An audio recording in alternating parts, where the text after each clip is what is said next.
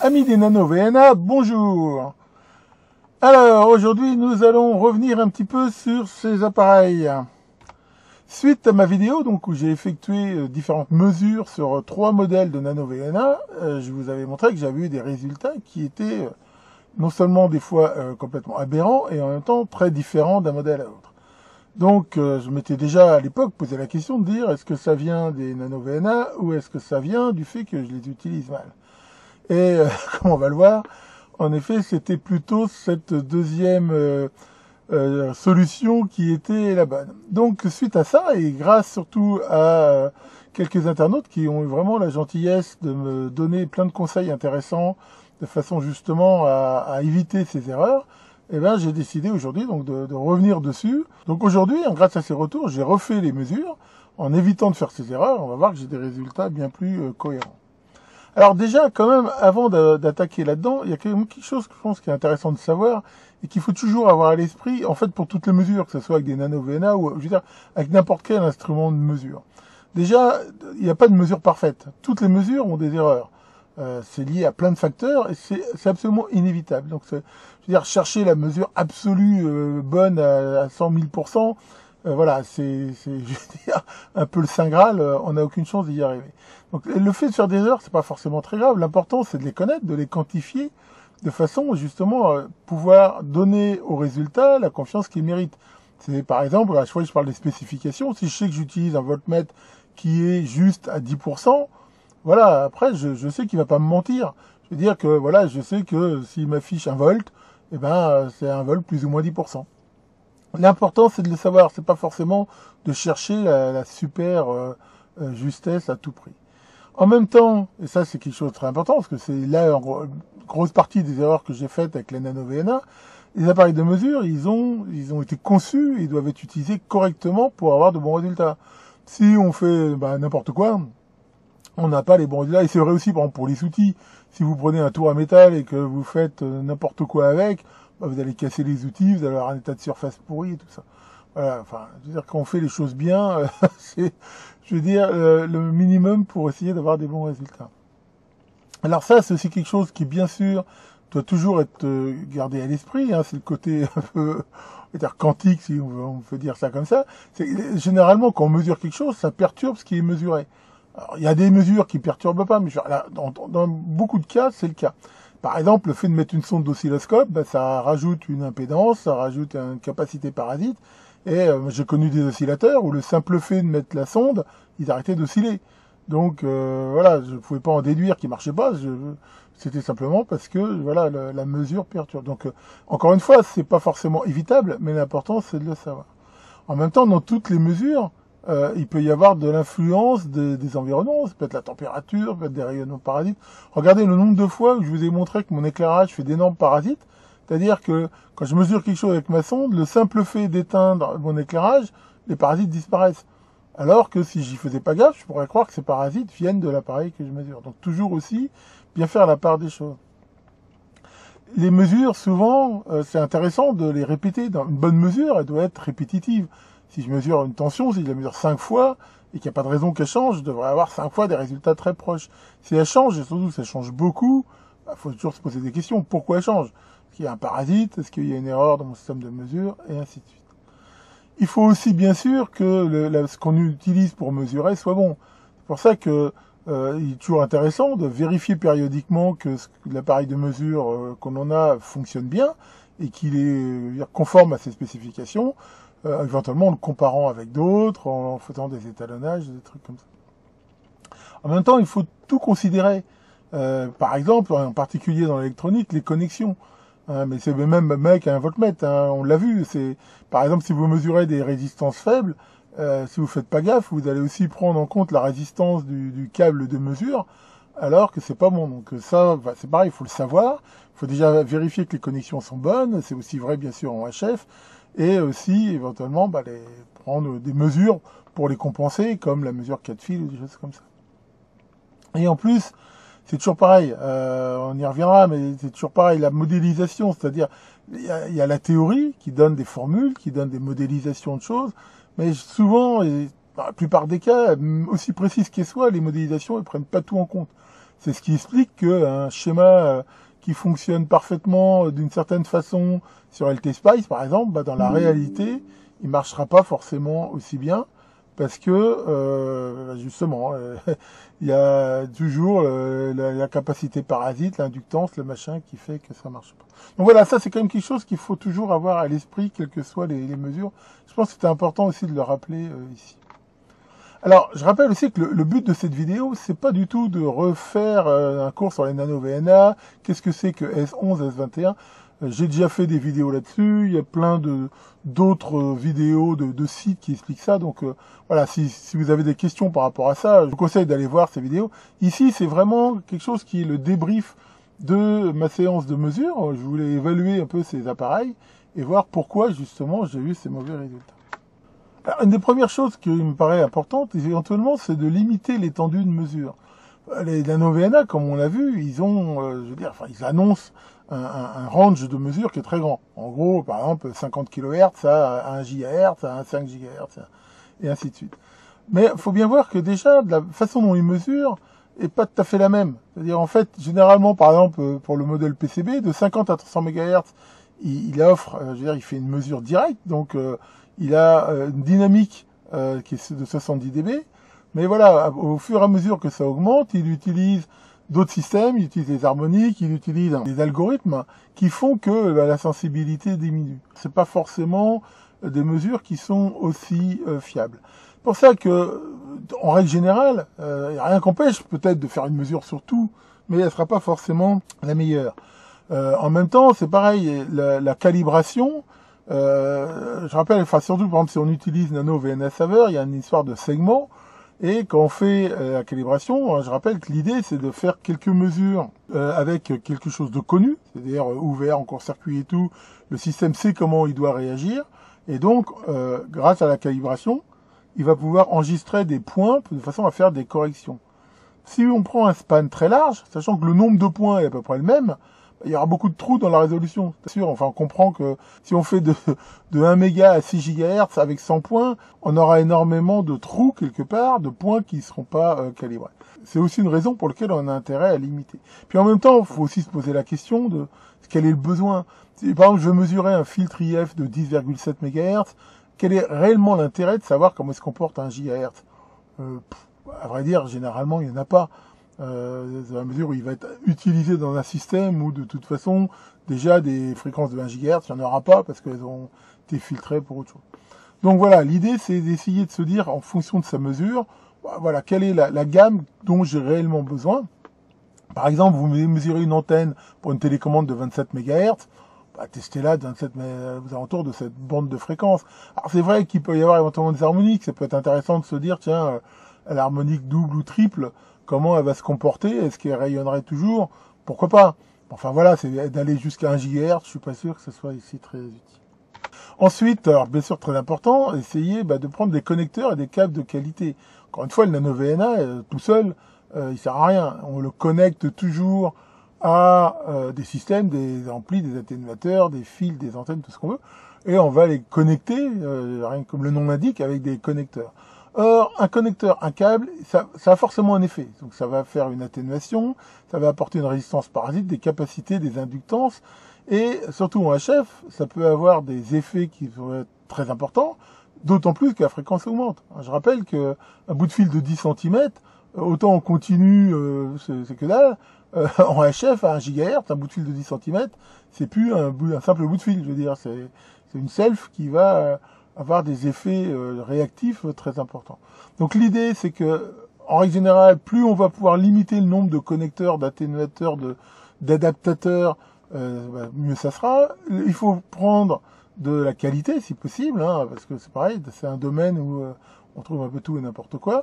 Les fixer correctement, et ça c'est aussi très important. Je rappelle que j'en avais montré, il existe des clés dynanométriques pour vraiment serrer correctement les connecteurs, par exemple comme SMA. Bon, après, faut peut-être pas non plus exagérer. Dans la pratique, on utilise comme ça, peut-être pas besoin d'aller si loin, mais au moins de bien veiller à les serrer à la main. Pour info, quand j'ai fait toutes mes manips, là, il y a une fois où j'ai mal serré un connecteur, et en fait, je me dis, ah, ça y est, ça perd, c'est pas en couille, c'est pas bon et tout. Puis en fait, après vérification, c'est simplement que mon connecteur était pas bien serré, et qui faisaient un mauvais contact. En plus, bien sûr, ils doivent être propres, ils doivent être secs. Et comme j'ai déjà dit, les connecteurs, ils s'usent. À chaque fois qu'on branche un connecteur SMA, on le manipule, on le bouge un peu, et à force, c'est comme tout, ça prend du jeu, ça s'use, enfin je veux dire, ça peut faire des mauvais contacts. Et donc, une des solutions pour justement aller contre ça, je vous avais déjà montré, c'était d'utiliser les connecteurs Martyr montés sur le Nano VNA, qui fait que on peut les changer quand même beaucoup plus facilement que de les dessouder du Nano VNA. Enfin voilà, ça c'est quand même quelque chose, je veux dire, qui est aussi impératif, qui revient à dire comme d'habitude que les bons ouvriers ont des bons outils. Ensuite, la calibration, c'est comme j'ai déjà expliqué, c'est quelque chose qui est essentiel. Il faut la faire donc avant chaque mesure. Je rappelle que si on veut juste mesurer S11, qui est en gros la réflexion, c'est-à-dire qu'on n'utilise pas la sortie CH1, on se connecte que sur CH0, il faut faire Open, Short et Load. Et si on mesure aussi donc les paramètres S21, Isolation et Through. Il faut bien sûr intégrer les éléments à ignorer dans la mesure, de façon à ce qu'ils soient justement pris en compte dans la calibration. Comme j'ai déjà dit, si vous mesurez une antenne qui est reliée par un câble, si vous mettez les bouchons à la sortie du Nano VNA, quand vous allez brancher votre câble et votre antenne, vous mesurerez l'ensemble câble-antenne. Ce qui n'est pas idiot, parce que c'est à la limite, c'est ce qui est vu par un émetteur, par exemple.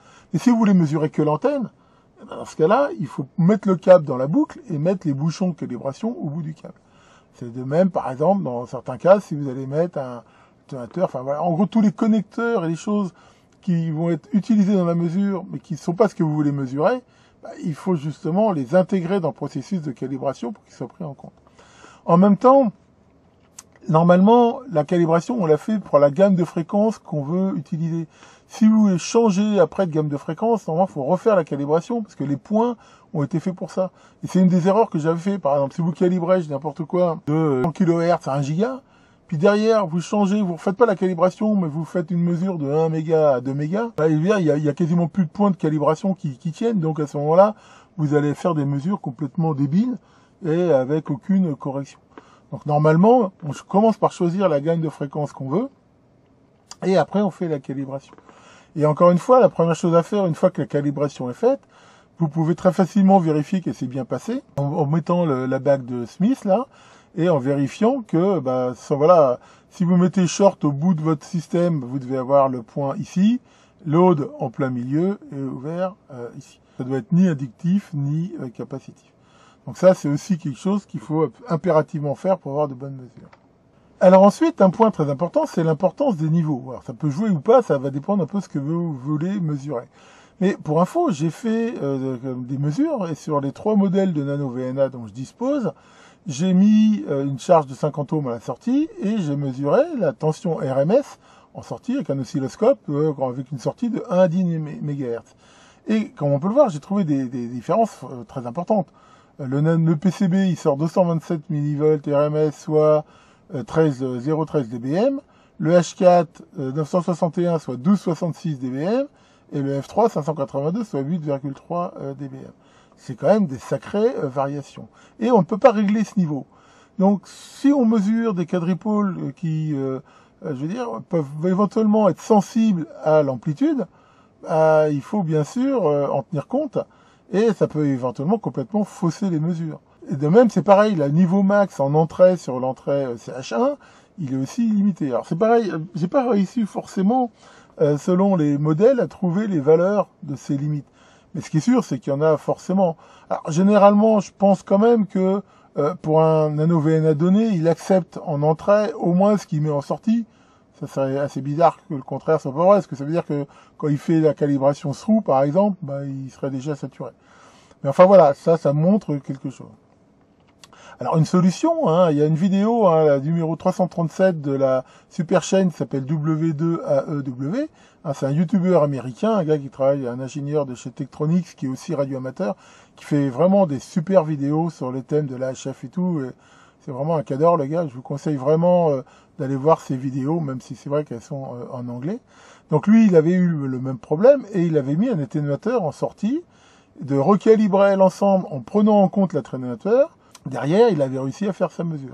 Mais lui, il avait un ampli qui faisait à peu près un ampli dans les 13 dB, 14 dB, et ça a fonctionné. Il faut aussi noter que si vous mettez un atténuateur, je veux dire, entre la sortie et l'entrée de ce que vous mesurez, le paramètre S11, il va bien sûr être très fortement impacté. À la limite, l'impédance que vous allez mesurer, c'est plus celle de l'atténuateur que des trucs que vous mesurez. Mais enfin, si vous voulez mesurer la réponse, la courbe de réponse, le S21 par exemple, c'est pas vraiment très gênant. Alors moi, l'amplificateur que j'avais pris dans mon exemple, j'ai fait un test en fait avec mon analyseur de spectre en mode tracking, et voilà le résultat. Et on voit qu'il apporte un gain de 30 dB. Ici j'ai mis un N, mais c'est une erreur. Le gain c'est pas en dBm, c'est en dB. Donc il a un gain de 30 dB, et en effet on voit quasiment là de 0 Hz à 1 GHz, et la réponse qui est quasi plate. Donc ça en fait je pense que cette mesure là elle est bonne, et donc c'est un gain qui est quand même assez important, 30 dB, et voilà ça. Ce qui fait que moi, quand j'ai voulu refaire la mesure, en fait j'ai voulu faire la manip qu'avait montré W2 à EW, en mettant un atténuateur de 30 dB entre la sortie et l'entrée, mais ça n'a rien donné. Alors pourquoi? Parce que je pense que en faisant ça, le niveau était trop bas, et je veux dire, il devait être un peu dans son plancher de bruit, et ça marchait pas. J'ai essayé de mettre l'atténuateur en sortie, mais là pour le coup l'ampli devait saturer à mort, et c'était pas bon. En fait, je pense que quand vous voulez mesurer des éléments actifs comme ça, il faut quand même essayer de voir en fonction du gain et de ce que vous voulez mesurer, voilà, mettre les atténuateurs qui vont bien en entrée et éventuellement en sortie, de façon à ne pas saturer le bignou, et que voilà, je veux dire, on reste dans des niveaux acceptables par tous les éléments de la chaîne. Alors pour faire ça, il faudrait déjà bien connaître ces niveaux. Et ça, à la limite, j'aurais pu le trouver, mais c'est surtout, je suis assez limité en termes d'atténuateurs, et donc j'avais pas assez. Donc honnêtement, j'ai passé beaucoup de temps. J'ai essayé avec les 3 nano VNA dont je dispose, j'ai essayé plein de configs. J'ai jamais réussi à avoir des mesures pertinentes. Donc j'ai laissé un peu tomber pour l'instant ceci, sachant que je pense que les échecs, encore une fois, ça vient pas des nano VNA, ça vient du fait que je les utilise pas correctement. Ensuite, donc j'ai voulu refaire la mesure de mon atténuateur 10 dB, là, qui elle aussi avait montré des résultats pas terribles. Et là maintenant, en appliquant bien les bonnes pratiques dont j'ai parlé, il n'y a aucun problème. Vous allez voir que les résultats sont très cohérents et très proches l'un de l'autre entre le H4 et le PCB. Alors il y a aussi quelque chose qui est intéressant, c'est que l'entrée CH1 du nano VNA, c'est-à-dire l'entrée qui sert pour les mesures justement de bande passante et tout ça, elle n'est pas parfaite. C'est pas une résistance pure de 50 ohms. Elle-même, elle a des défauts, des choses comme ça. Ce qui fait que dans certains cas, ça peut jouer. C'est-à-dire que si vous faites la mesure des paramètres S11, dans le cas ici, c'est-à-dire par exemple, je mets mon atténuateur terminé par une résistance de 50 ohms, j'aurai pas forcément le même comportement au niveau du S11 que si je le reboucle sur l'entrée CH1 ici, de S21. Et ça pourquoi? Parce que justement, ici, c'est pas une résistance pure. Et donc, ça, faut éventuellement le savoir. Et on va le voir tout à l'heure, je vais vous montrer les mesures. On voit qu'il y a des différences, même si elles sont pas si flagrantes que ça. Après, ça va dépendre de ce qu'on mesure. Mais ce qu'il faut donc se rappeler, c'est ce que j'ai mis ici, c'est que si vous mesurez quelque chose dont potentiellement la charge de sortie peut se répercuter à l'entrée, ce qui sera souvent le cas pour tout ce qui va être passif, parce que c'est vraiment un atténuateur, par exemple, un filtre ou un truc comme ça, il faut se méfier des mesures de S11. Parce que les mesures S11, justement, qui mesurent la réflexion, vont être perturbées par la charge. Donc, en gros, si vous voulez mesurer plutôt ces paramètres-là, faut mieux terminer le bignou par une résistance de 50 ohms. Si vous voulez, par contre, mesurer la bande passante ou des choses comme ça, là, vous pouvez bien sûr, vous devez même leur boucler ici. Mais ça veut dire qu'à ce moment-là, c'est plutôt les paramètres S21 qui parleront. Ceux-là seront éventuellement sujets à caution, sachant que ces différences-là ne seront pas prises en compte par la calibration. Alors derrière, moi donc j'ai utilisé encore nano VNA Saver, sachant que vous avez vu il y a cet assistant de calibration et qui prend justement aussi en compte le nombre de segments. En fait, comme vous l'avez vu, on peut changer le nombre de segments sur nano VNA Saver, sachant que plus on met de segments, plus je veux dire, il fait de mesures, mais comme le temps de chaque mesure est relativement long, plus la mesure totale est longue. Pour ça que par exemple, si vous faites je sais pas moi, 50 segments, ça peut prendre plusieurs minutes, alors que par défaut, si vous en mettez un, ça ira beaucoup plus vite. Par contre, en effet, plus vous ferez de segments, plus il y aura de la précision, et d'ailleurs la calibration prend aussi en nombre ce nombre de segments. Par exemple, là, quand j'ai fait toutes mes mesures, là, je me suis mis sur 4 segments, Et on voit que là, la calibration sur chaque point, c'est bien fait sur 404 points. En fait, on peut voir ça comme la résolution bandwidth d'un analyseur de spectre. Plus on veut de la résolution en fréquence, bah, plus c'est lent. Et donc, plus le balayage total de la gamme de fréquences est lent. Après, voilà, c'est à vous de voir. On peut généralement aller assez vite, donc avec un nombre de segments limité pour faire une première passe, par exemple, et après zoomer sur un truc plus réduit avec une meilleure résolution. Alors voilà le résultat du H4 sur un atténuateur 10 dB en appliquant bien la calibration et pour une bande quand même qui est assez large. Donc là, c'est de 50 GHz à 1 GHz. Et on voit qu'on a un résultat ici qui est tout à fait cohérent. On voit bien qu'on a une atténuation de moins 10 dB. On a ici un petit peu justement de variation. On voit que c'est un peu capacitif sur le diagramme de Smith. Et on voit ici, voilà, le retour. Et là, c'est ça qui est intéressant justement. Là, j'ai refait la même mesure, mais en bouclant sur 50 ohms. On voit que ça change pas grand-chose ici. Mais on le voit ici, par exemple. On voit très bien que la courbe ici, elle est très différente de la courbe ici. Et pourquoi? Parce que justement, sur 50 ohms, je veux dire, la mesure est meilleure parce qu'elle ne prend pas en compte les imperfections de l'entrée CH. Après, j'ai fait la même mesure avec le modèle PCB et on trouve quelque chose aussi, encore une fois, de très cohérent, avec toujours la même différence comme on peut voir au niveau du retour, hein, entre ici. Mais si vous regardez, là, il nous dit bien une atténuation de 10 dB. Alors, il y a peut-être quelques variations qu'on peut voir ici, mais enfin, globalement, c'est quand même très cohérent entre les deux modèles. Je vois bien que j'ai un atténuateur de moins 10 dB. Donc là, regardez bien, hein, ça c'est les résultats du H4, ça c'est les résultats du PCB. Honnêtement, c'est quasiment pareil. Après, là, j'ai fait justement le test où il se teste lui-même. C'est-à-dire sur le H4, là j'ai limité, j'ai fait par exemple de 10 à 100 mégas. Et donc, j'ai fait la calibration. Et la calibration, donc sur la résistance de 50 ohms, on voit que là, bah, j'ai un point ici purement résistif 50 ohms, ce qui est tout à fait normal. Et quand je le reboucle sur l'entrée CH1, bah, on voit ici que c'est légèrement là inductif. Et encore une fois, c'est tout à fait normal. Ça prouve que ce que je vous disais tout à l'heure, l'entrée, c'est pas une résistance pure. D'ailleurs, j'ai un atténuateur de 30 dB. Et là, je l'ai mesuré par exemple de 1 méga à 100 mégas sur le H4. Et là, encore une fois, on peut voir que j'ai un résultat qui est tout à fait cohérent. Voilà, c'est un très bon atténuateur, il fait bien ses moins 30 dB, un peu de variation de phase, mais enfin ouais, c'est très très bon. Et là, on peut même voir un truc qui est intéressant, c'est que là, pour le coup, il n'y a plus de variation. Alors pourquoi on ne retrouve pas cette variation-là? Ben parce que là, ce qu'on mesure, c'est beaucoup plus l'atténuateur que l'entrée. Donc l'effet de l'entrée est très atténué par les 30 dB de l'atténuateur, ce qui fait qu'il devient quasiment invisible et que vu de la sortie, voilà, on a quasiment une résistance pure. Enfin voilà, là encore une fois, on voit que le H4, bah, il fonctionne ici très bien. Alors j'ai voulu faire encore une autre mesure. On utilise très souvent les nano-VNA pour analyser les antennes, à savoir voir le fameux SWR, hein, le TOS, le ROS, ce machin. Et donc là, l'idée, c'était pas de faire une vraie mesure de l'antenne, mais de comparer les résultats, voir s'ils étaient identiques.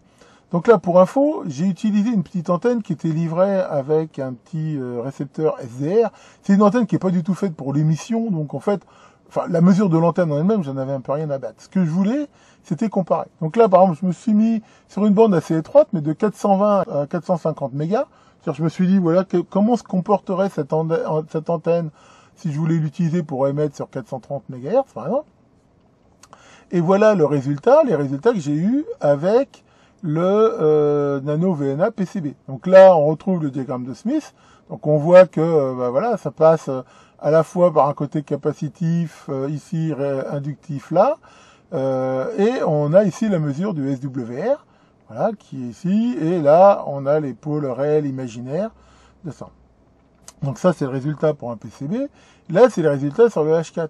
Et ce qui est très rassurant, c'est que là, pour une fois, voilà, j'ai utilisé le bon protocole, la même calibration, et on peut dire que les résultats, c'est les mêmes. Hein. Il y a des petites différences, mais elles sont vraiment minimes et tout à fait cohérentes avec les capacités du système. Alors, conclusion. Alors, comme j'ai mis comme ça pour rigoler, j'ai mis nano-VNA 1, syrup 0. Et là, en effet, hein, voilà, vous avez bien pu voir que les mesures complètement erronées que j'avais faites, c'était vraiment lié à une mauvaise utilisation de ma part. Et que voilà, maintenant, ils sont tout à fait cohérents, ils donnent des bons résultats. Bon, j'ai pas montré, j'en ai même refait d'autres avec mon F3 qui était aussi bonne. pour pas faire une vidéo de 3 heures, je sais pas tout montrer. Donc en fait, ça montre quoi? C'est que déjà, comme j'ai dit, il faut toujours éventuellement douter des résultats, mais surtout s'ils sont quand même aberrants par rapport à ceux présentés par d'autres utilisateurs. Ces petits nano VNA, ils sont loin d'être aussi performants que les super nano VNA à 100 000 euros. Et dans l'ensemble, beaucoup d'utilisateurs, et des utilisateurs comme justement WAView et d'autres, ont montré que généralement quand même ils donnaient des résultats plutôt très bons, surtout comparé à leur prix. Et donc, c'était quand même assez bizarre de dire que moi je me pointe, je fais des résultats, j'ai des résultats complètement débiles, et que ça serait normal, sachant que, ou alors ça voudrait dire que voilà, je suis tombé sur 3 VNA qui étaient de la merde, les chances sont quand même très faibles. Et donc c'est pour ça quand même que, dès le début dans cette vidéo, j'ai bien dit que j'avais des doutes, et j'ai bien fait d'ailleurs, parce que comme on le voit, ça venait vraiment de moi. Donc voilà, alors honnêtement, je suis encore super loin d'avoir fait le tour de la question, hein. J'ai énormément à apprendre encore sur la HF, surtout que dans la HF, c'est vraiment un domaine où la théorie est indispensable. Ça, je veux dire, on fera rien de bien en HF, je veux dire, que en mode bidouille, mais je veux dire, elle n'est pas suffisante. Et la pratique, ça reste primordial. Pourquoi? Parce que en HF, vous faites des calculs, des trucs comme ça, vous allez dire, voilà, j'ai calculé, mon circuit, il doit résonner pile poil mon filtre sur 10 MHz et machin, et au moment des mesures, c'est complètement faux, on ne trouve pas du tout les résultats attendus.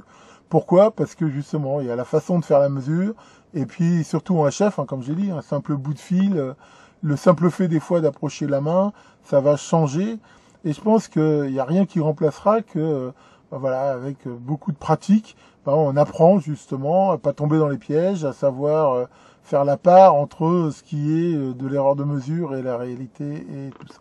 Enfin voilà, en tout cas, encore un grand merci à tous ceux qui m'ont aidé à progresser sur ces points. Et ça m'a vraiment bien guidé de façon à commencer justement à avoir cette expérience, même si je suis très loin d'avoir fait le tour. Un homme célèbre a dit, hein, je crois que c'est Nelson Mandela, mais je ne suis pas sûr, il a dit « je ne perds jamais. Soit je gagne, soit j'apprends ».